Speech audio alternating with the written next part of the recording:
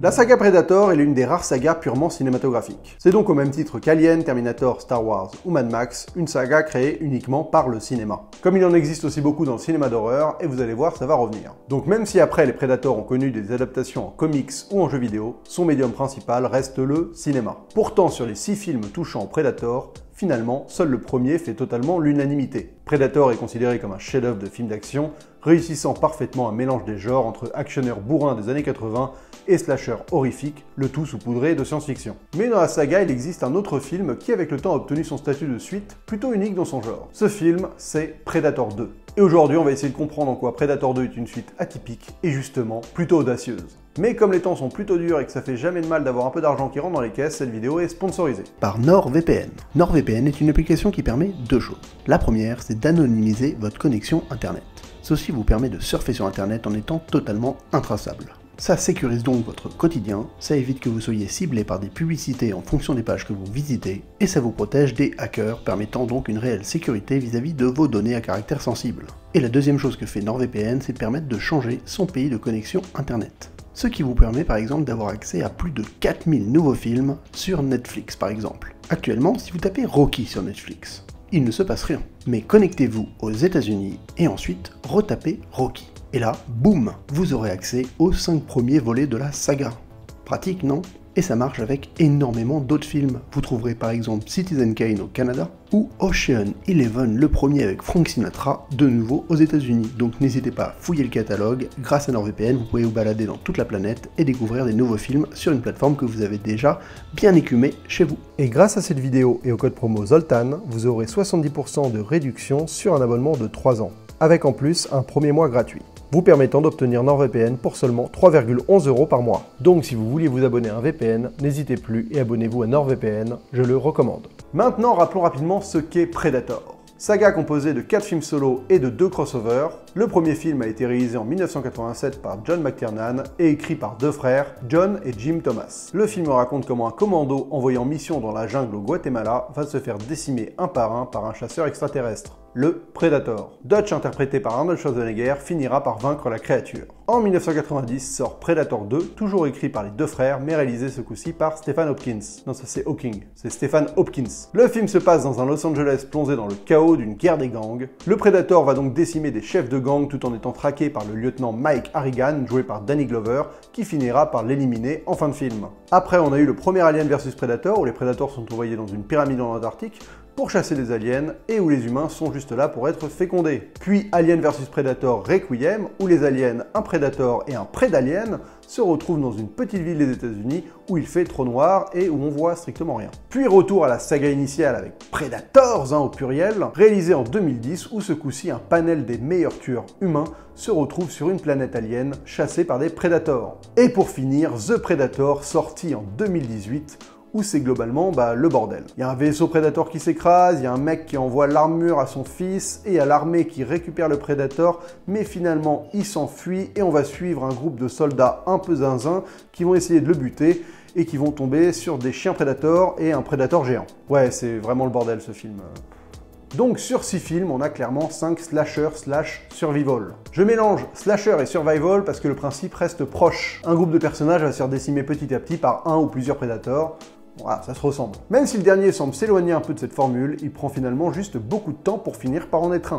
Tout ceci reste donc une déclinaison du premier épisode, avec à chaque fois l'environnement et quelques paramètres qui changent. Quand c'est pas un commando, ce sont donc des tueurs variés ou des déglingos de l'armée. On va par exemple aussi augmenter la menace en augmentant le nombre de prédateurs ou en augmentant leur taille, comme avec le Uber Predator. Et on rajoute des aliens, des chiens aliens et même des prédaliens au milieu de tout ça. Mais l'idée reste toujours la même. Un groupe d'humains vont affronter des prédateurs et se faire décimer petit à petit. Et rajoutez à ça qu'à l'inverse d'autres sagas, Predator n'a aucun personnage récurrent. Car même si les sagas de monstres ont principalement leurs créatures comme éléments récurrents, il y a quand même des personnages humains qui permettent de créer une continuité. Alien a Ripley ou David, Jurassic Park a par exemple Ian Malcolm ou Grant, et même les Dents de la Mer font revenir Brody. C'est pareil pour les sagas de slasher, où les survivants des premiers opus reviennent généralement dans les suivants. Mais il faut avouer que la surexploitation de certaines licences, on finit par placer uniquement le tueur comme élément récurrent, donc c'est vrai que s'il y a certains personnages qui peuvent revenir dans les Halloween, les Vendredi 13 ou les Griffes de la Nuit, c'est majoritairement le tueur qui reste l'élément central de la saga.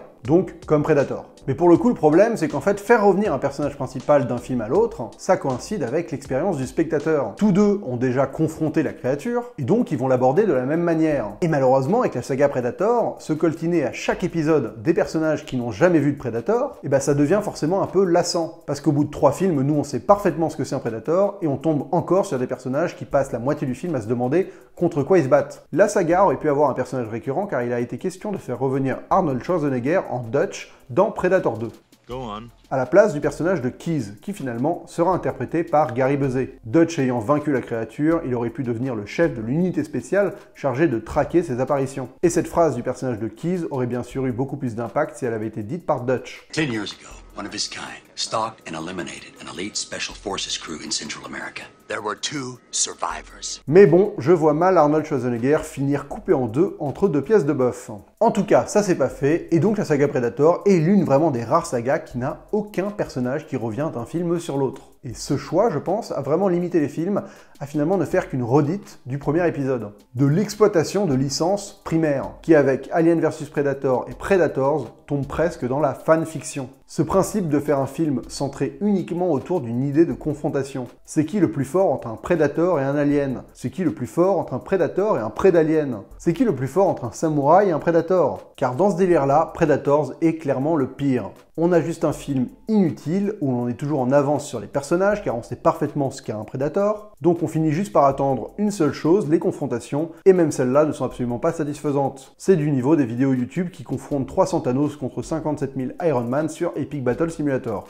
Et donc au milieu de tout ça, il y a Predator 2, qui lui pour le coup a vraiment effectué quelque chose de totalement différent de cette formule. D'office, le film s'amuse de son changement d'environnement dès le premier plan, passant de la jungle à la jungle urbaine, le temps de ce plan d'hélicoptère, créant évidemment une filiation directe avec le premier film. Mais ensuite, il ne se contente absolument pas de simplement reproduire cette association de genre SF slasher, mais décide justement de faire une autre association. Il va donc l'orner du côté du polar urbain, dans la veine d'un Robocop pour le côté ville dystopique chaotique, et de l'inspecteur Harry pour le côté flic badass qui traque un serial killer.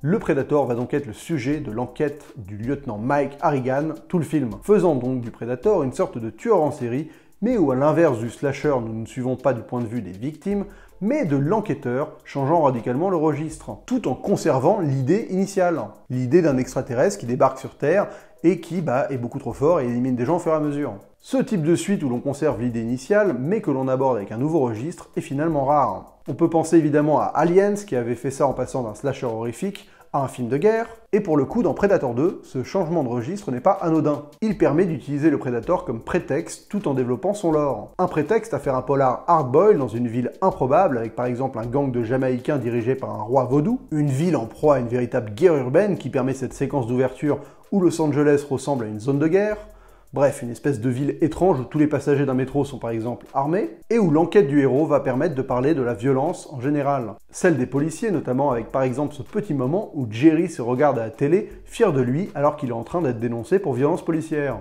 Mais aussi la violence médiatique avec le personnage de Tony Pope, qui n'est là que pour vendre de la peur aux spectateurs et capitaliser sur cette violence. Et donc, étrangement, le Predator va venir contraster avec cette violence omniprésente et gratuite, de par son code de l'honneur et sa mentalité de chasseur. Car même si ces meurtres sont ultra violents, laissant donc ses victimes suspendues et totalement écorchées, pour le Predator, la violence est une discipline qui se doit d'être exercée contre les adversaires dignes de la recevoir. C'est pour ça qu'il épargnera Leona, alors enceinte. Ceci est évidemment dans la continuité thématique du premier film. Premier film qui se permettait déjà d'avoir un vrai discours sur la violence, notamment avec cette séquence totalement absurde où les membres du commando vident leur chargeur dans la jungle en détruisant rien d'autre que des arbres. Et même si ceci restera évoqué dans le reste de la saga, notamment par exemple avec ce rapport à notre propre monstruosité dans le film Predators, I'm a freak.